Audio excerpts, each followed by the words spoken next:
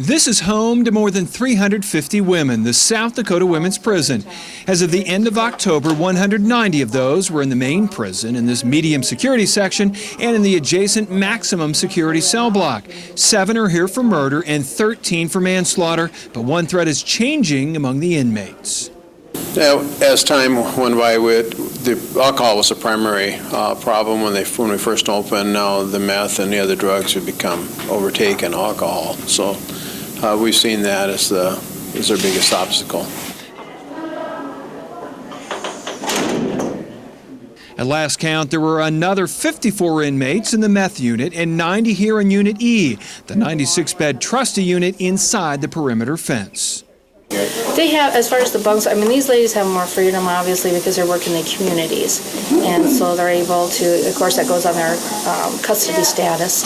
They're all classified and determined whether or not they can go out in the community work. Everything they need is here, the kitchen, visiting rooms, and recreation areas. There are some similarities to the men's prison, but there are some big differences, too. We deal with, mostly I would say there's a lot of verbal with the ladies, you know, the kind of the cattiness and whatnot.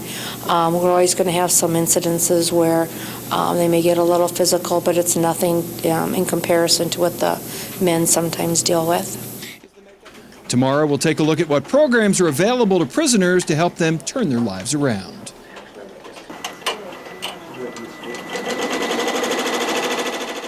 These inmates aren't just working in the prison's embroidery shop. They're hopefully learning a job skill that can serve them well on the outside.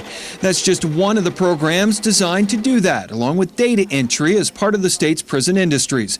Education is also a key component here, helping inmates earn their GEDs. The other part of this is not only just picking up that, but also preparing them for what they're going to do when they go out in the community. You know, a lot of these ladies, not that there's anything wrong with some of the jobs that they're doing, but some of them are limited by the lack of education that they have received. One of the most creative programs is designed to help inmates with parenting skills. We really stress it with them, how to raise their children properly. We look at it as a way of breaking the cycle with the criminal thinking part of it, because that is a thinking pattern to learn things, so we're trying to break that, show them that there is an alternative. This is the Packed House, parents and children together. Once a month, qualified inmates can have 2 of their children stay with them here at the house for the weekend. The house is even decorated and painted by a former inmate.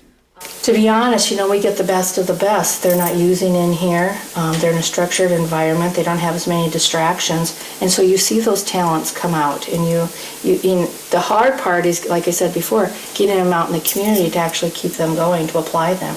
You know, like I tell them with treatment or anything, we give them all the tools. It's just, and they're in their toolbox. It's just whether they choose to use it or not.